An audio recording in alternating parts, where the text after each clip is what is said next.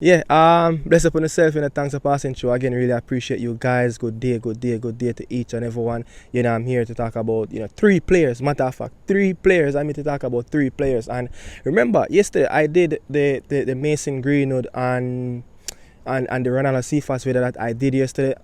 I'm going to talk about another player that going into preseason that is not looking so sharp. Yeah, in terms of his fitness, his physique is not at the level of where the coach want him to be at this moment. And I'm going to talk about Jamal Lowe and Deshaun Bernard, the two Sheffield Wednesday players. Yeah, maybe both players can exit the football club this summer because a whole lot of controversial stuff is happening at this moment at their football club. Or there's a possibility that both players can stay and see out their contract. So I'm going to get into it, and I will be right back after this.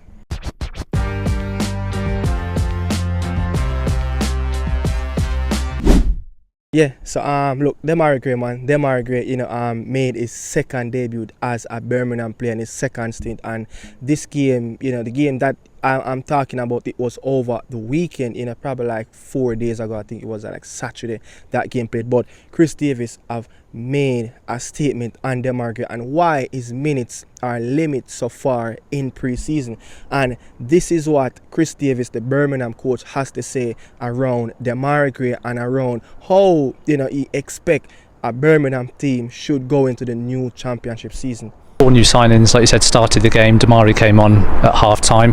First chance to see Demarai and Kyogo in action for Blues. Kyogo first half got into some great positions. You saw that early in the second half as well. What did you make of that? And then Dimmy, I think, well, I know all about Dimmy, but has got great quality. You could see around the box, he's very smooth with his technique. He's got a lovely first touch and again wants to shoot, wants to create, and he had some good moments, I thought. Again, Dimmy's got a bit of a way to go fitness-wise, but he became a leader for us in that second half because it was full of so many young players, so different kind of role for him, but really good to see him back, and you can see the fans very warmly received him. So I'm looking at it. The coach have said, he's not at the level of fitness-wise of where you want the player should be at this moment. And when I really listened to that interview, I was like, Demarai Gray had a full slate of games in the summer. Demarai Gray played 2 World Cup qualifier games. Yeah, Demarai Gray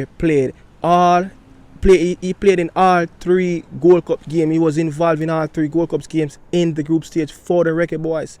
And if you look at it, yeah, that's like 300 plus minutes in the Gold Cup. So what you looking at? Like, how is it that a player been playing for probably for 4 weeks for his national team and still not fully fit?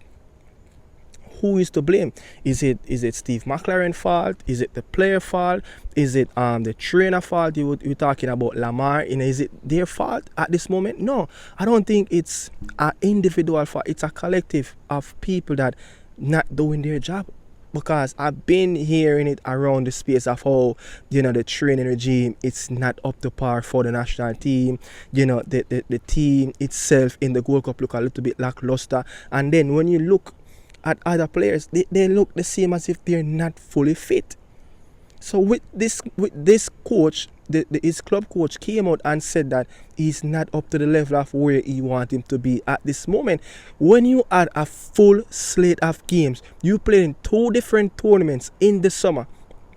He was involving in games in the summer, and before he joined up with the reggaeboyz team, he played in 9 consecutive games for the Saudi Arabia since the March window when we played St. Vincent in those 2 games at Savannah Park and away in St. Vincent. He played in every game that Al Ettifaq played in the Saudi Pro League, and he have played over 700 plus minutes for his club team in around 830 available minutes that he could possibly play in all 8-9 games. So I'm looking at it like it's not like he's not playing. So what the player is not doing, and I would love to hear you guys comment in the comment section what you guys really think of Chris Davis comment. I know it's, look, don't get me wrong, players go and have their little personal vacation, but Demarai Gray, it was a different scenario. He was involved in 5 games over the period of the international break in the summer for his national team. So how is it that after the international break, after the last game that we played in the Gold Cup, he had like a couple weeks off? How is it that he just dropped off a form?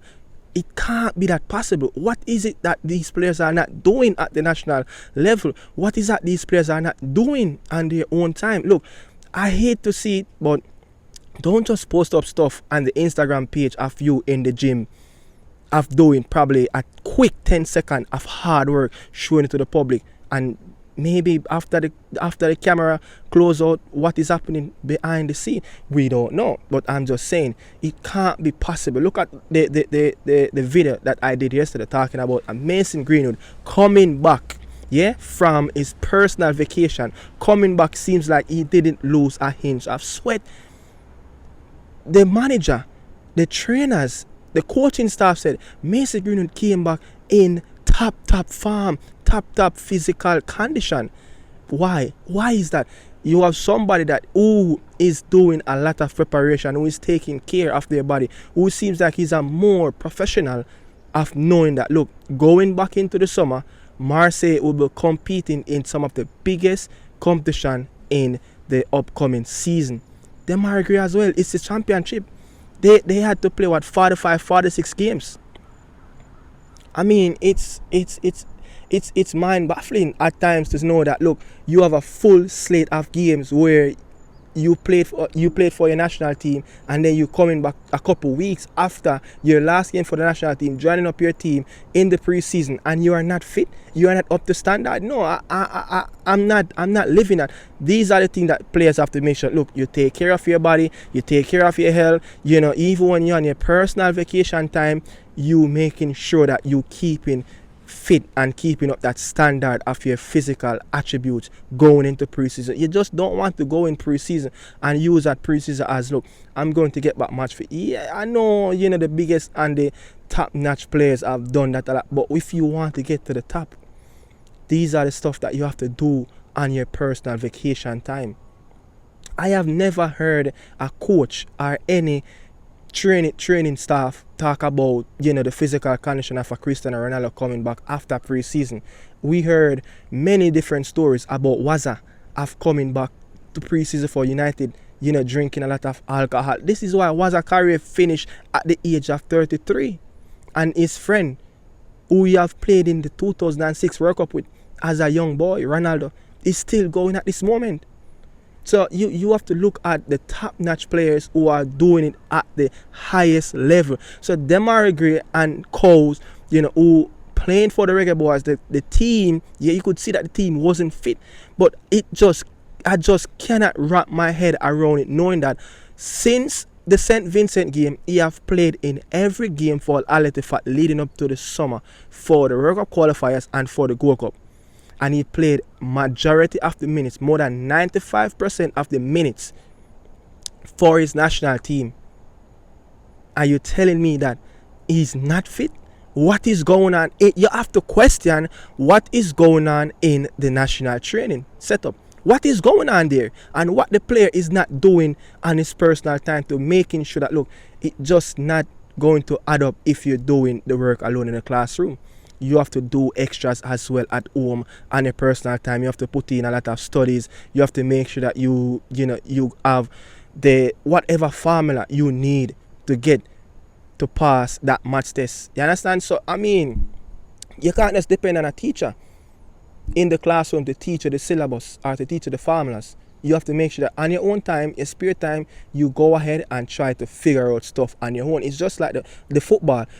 When you're not at practice, when you're not at the training facility, you have to do a lot of work on your own as well if you want to be at the top. And if you are not fit as a football player, trust me, you want to do half the stuff and you just cannot do it, because the moment you start to do stuff, you start to running out of steam. You start to breathe heavily on the football pitch, and then you start to lose confidence in your abilities. So I mean, let me know what you guys really think, but I don't know, man. Is it McLaren, you know, is it Lamar, the fitness trainer for the national team, Demarai Gray? Everybody have to get blamed, because under Demarai Gray alone not fit. We see that the team wasn't fit in the Gold Cup. And it's not the first tournament that the reggaeboyz team is going to, and the team is not looking as sharp and precise as usual as how the other teams in the competition, is looking. So, I mean, Demarai Gray, season, about to start in the championship. I know he's going to be a key player, going into that season as well for Birmingham. I know, they're trying their best to step up the preparation to see if they can make a real push for a player spot or an automatical, promotional spot to the Premier League. I know that is a very ambitious club. Their target is to try to see how they can mount a challenge to get back into the Premier League in this season or in a few seasons in the near future. But let me know what you guys really think, about, Demarai Gray and what the coach have said, Chris Davis. But moving on to Jamal Lowe and Deshaun Bernard, the two Sheffield Wednesday players. And look, I have done probably a couple of videos on Deshaun Bernard where they're talking about unpaid wage at the football club. We know that who's understanding the struggles of what Sheffield Wednesday is going through at this moment. A lot of players still have unpaid wage. We saw a few players terminate their contract. Josh Winders and another player terminate their contract. They're moving on from the football club because they still have unpaid wage. And Deshaun Bernard was amongst those players, and it tipped that he might a possibility of Deshaun Bernard might move on from Sheffield Wednesday. I know, remember last season, before after last season end, his contract came to an end, and it took him probably a few weeks to sign up, and he re-signed with the team. Obviously the manager kind of pursued him and he liked the football club and etc. and stuff like that. But now, he's in a sticky situation. But again, some money have been paid to some important players, the players that, who are valuable, who have the highest transfer fee, to know that pay them and not allowing them to walk out from their contract. Because there's a rule that with FIFA, if unpaid wages have been paid in like 2 months, and then you give the club probably another 15 days of notify the club, for the next 15 days, you have a chance of terminate your contract. And these are the stuff that happen in at Sheffield Wednesday at the moment. But again, Deshaun Bernard is going through his rehabilitation, same way from that knee injury, not expected at this moment to start the season. Maybe he will miss the September window for the reggaeboyz. So I mean, but again, there's something where at that football club you have to look into, and you have to put into consideration that there might be a possibility that Deshaun might move on or he might stay. But at this moment, with my readings and what I'm seeing around the football club, that Deshaun Bernard tipped to stay at the football club, especially when the German manager retained back his role, Danny Role, a coach that really likes Deshaun Bernard and someone who is getting the best out of Big Dish. You understand? So moving on to another player, so Jamal Lowe, again, another player who have probably 12 months left back on his contract. Somebody who's one of the highest paid player at Sheffield Wednesday, getting close to annually of 7 figures. Yes, he's getting closely around £1 million per year, and if you probably equivalent that and break it down, it probably could be around 18k per week. So he's one of the highest earner at football club. But again, with a player that played over 25 games last season and only scored 4 goals, 1 in the EFL Cup and 3 in the championship, this player seems like his career is going backwards at this moment. He's not getting in around the reggaeboyz team. So he's another player that is tipped earlier in the transfer window, when I think it was in June, before that little 15 days gap of trying to buy players. He was linked with Blackburn, but again, they're still sniffing around. But not many clubs in the championship at this moment can really match his salary, and Blackburn is a club that their financial budget is not the best at this moment. Understand? And it's not the best. But again, you have other clubs in the championship that can match at 18k. But who will match that 18k per week for Jamal Lowe at this moment? So I think, if he's going to move on from, football club, if he's not going to be in around Danny Role, squad, if he's not going to be in his plans, it's going to hard for Jamal Lowe really to get another football club in the championship, especially if he's going to stay in the championship, or if a club in the League One want him, he's going to have to take a massive pay cut to join up with any other team. I don't see any team at this moment will give Jamal Lowe 18k per week or close to anything around, the 800 mark and the million mark per year salary. So that's all I have to say. Bless upon yourself. Thanks for passing through again. Another video. Hopefully, it's been, the weather has been miserable, where I'm living, in Charleston and stuff like that. But if the weather, keeping up and, some bright sunshine in the afternoon, maybe I will drop another video, because I have a video that I really want to talk about, and, I really want to get into it. But again, maybe again tomorrow morning or later today, there will be another video. But as of now, thanks for watching. This is Nicardo Media House, the Morning Insider video. Thanks for watching. On your way out, like, share, comment, and subscribe. And with the new ones that just following up on this channel, knowing this channel up for the first time, or if you've been watching for a long time and haven't subscribed, look, go ahead, man, and smash that subscribe button, and also like the button, and tell me what you think in the comment section about Jamal Lowe staying or exiting the football club. Deshaun Bernard, is it the best decision for Big Dish at this moment? Because Sheffield, they're more likely probably going to be in a tough relegation fight this season with the players that they have available, with the shoestring budget, with the owner don't really want to sell the football club to the American owner. So there's a lot of drama is happening with that football club. And again, what you think about Demarai Gray not fully fit in pre-season after just a few weeks later after international break, knowing that he have a full slate of games in the summer with his international team. So bless up yourself. Thanks for watching. This is Nicardo Media House. I'm out. Ciao, ciao, people.